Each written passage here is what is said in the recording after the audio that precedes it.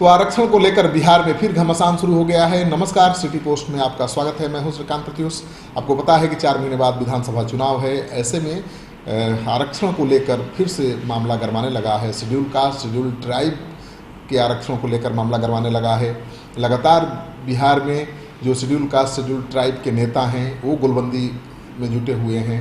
जीतन राम मांझी, श्याम रजक, तमाम दलों के शेड्यूल कास्ट, शेड्यूल ट्राइब के जो विधायक हैं, नेता हैं, उनको गोलबंद करने में जुटे हुए थे। जीतन राम मांझी का आरोप था कि सभी शेड्यूल कास्ट, शेड्यूल ट्राइब के नेताओं को गोलबंद करने में जुटे हुए थे, तो पंगा ले लिया तेजस्वी यादव ने। उन्होंने इस एकता को तोड़ने की कोशिश की है।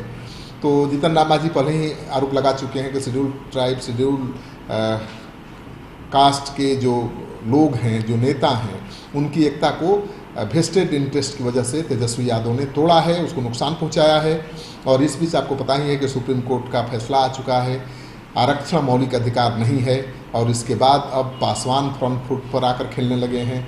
रामविलास पासवान ने कहा है कि सभी राजनीतिक दलों को एकजुट हो जाना चाहिए। उन्होंने सभी राजनीतिक दलों से आरक्षण के मुद्दे पर एकजुट होने का आह्वान किया है। उन्होंने कहा है कि आरक्षण के मुद्दे पर बार बार उठ रहे विवाद को ख़त्म करने के लिए हम सबको मिलकर इसे नवी अनुसूची में शामिल करवाने पर जोर लगाना होगा। तो वो यही मांग है कि संविधान की नवी अनुसूची में शेड्यूल कास्ट, शेड्यूल ट्राइब के आरक्षण को रखा जाए ताकि इसको कभी खत्म नहीं किया जा सके। और इसी को लेकर सभी दल राजनीति कर रहे हैं। लेकिन जीतन राम मांझी का तो सीधा आरोप है अपने ही सहयोगी दल के बड़े नेता तेजस्वी यादव पर कि उन्होंने शेड्यूल कास्ट, शेड्यूल ट्राइब की एकता को तोड़ने की कोशिश की है।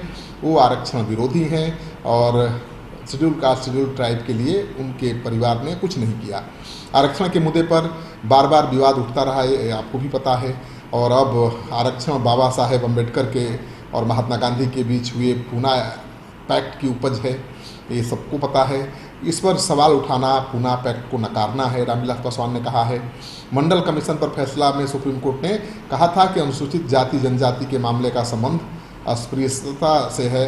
उन्होंने कहा था कि संविधान के मुताबिक अनुसूचित जाति जनजाति पहले से ही पिछड़ा है। संविधान में प्रदत्त अधिकारों के तहत न सिर्फ अनुसूचित जाति जनजाति बल्कि अन्य पिछड़े वर्ग और ऊंची जाति के गरीब लोगों को भी आरक्षण दिया गया है। तो संविधान के मुताबिक अनुसूचित जाति जनजाति पहले से ही पिछड़ा है। संविधान में प्रदत्त अधिकारों के तहत न सिर्फ अनुसूचित जाति जनजाति बल्कि पिछड़े वर्ग और ऊंची जाति के गरीबों को आरक्षण देने की मांग भी लालू यादव उठाते रहे हैं। अब रामविलास पासवान फ्रंट फुट पर आकर खेलने लगे हैं, क्योंकि विधानसभा चुनाव है।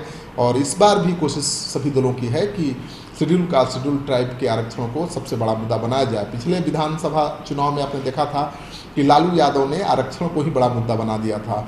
भागवत के एक बयान को लेकर लालू यादव ने बीजेपी या एनडीए की घेराबंदी कर दी थी, ज़बरदस्त घेराबंदी कर दी थी और बड़ा मुद्दा बन गया था।